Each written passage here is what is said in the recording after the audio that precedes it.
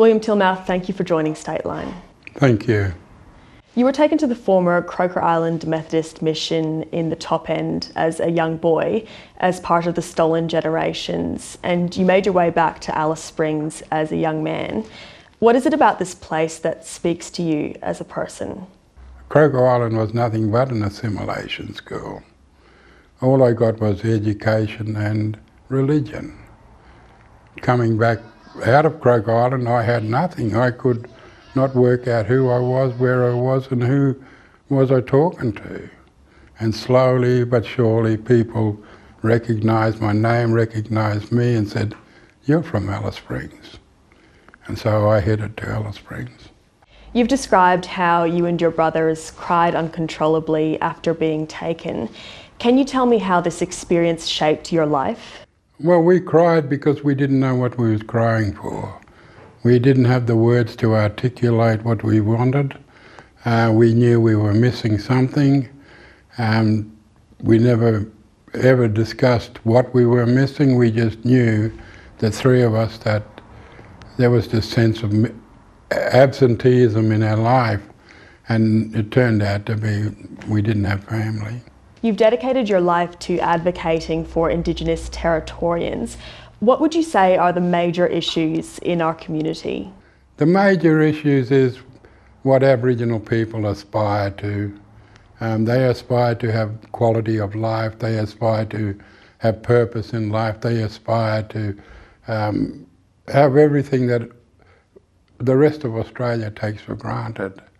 But that is sadly not afforded to them. And that's what Children's Ground is all about, is assisting people to reach those aspirations, to reach the heights that they want in regards to their lives. For years, social problems playing out in Alice Springs have made the national headlines.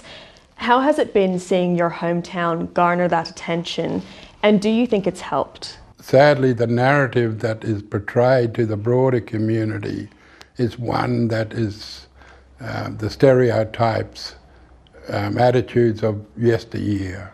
You know, that Aboriginal people are uncivilised, Aboriginal people uneducated, unemployable, lazy, they're violence-loving people.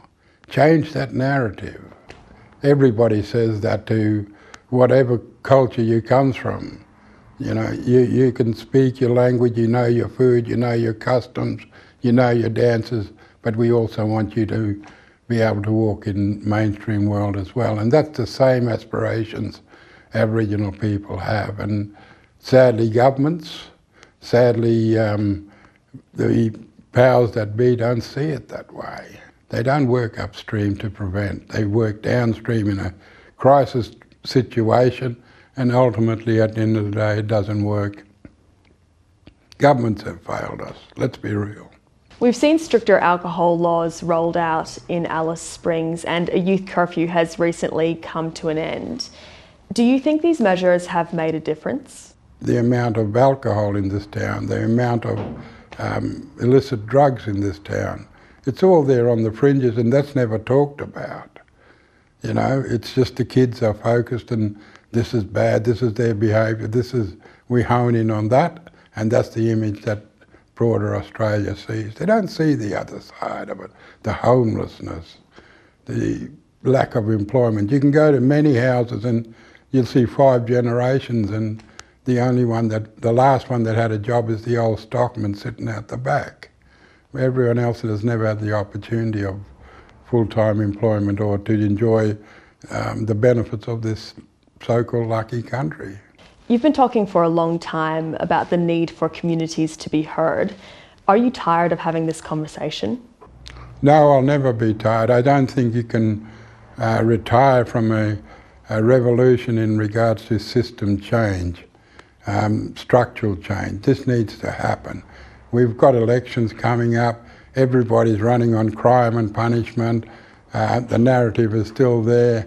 It needs to change. It needs to. Politicians think it's a sure way of getting re-elected, and so they'll bring it up. They'll bring it up ad nauseum, and they will talk about it as if it just happened last night or yesterday.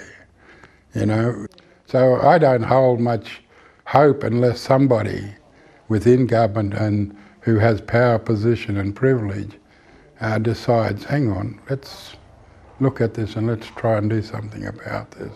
What is your message to the community? Is to listen to us. The referendum was disappointing because the yes vote had got involved in petty squabbles with the opposition and the message got lost. But all we ask is to listen to us, and we can work this out with you. We're not against the way society is. We want to work with society, but we want to give the people who suffer the greatest disadvantage a voice. They never have a voice otherwise. William Tilmouth, thank you for speaking to Stateline. Thank you.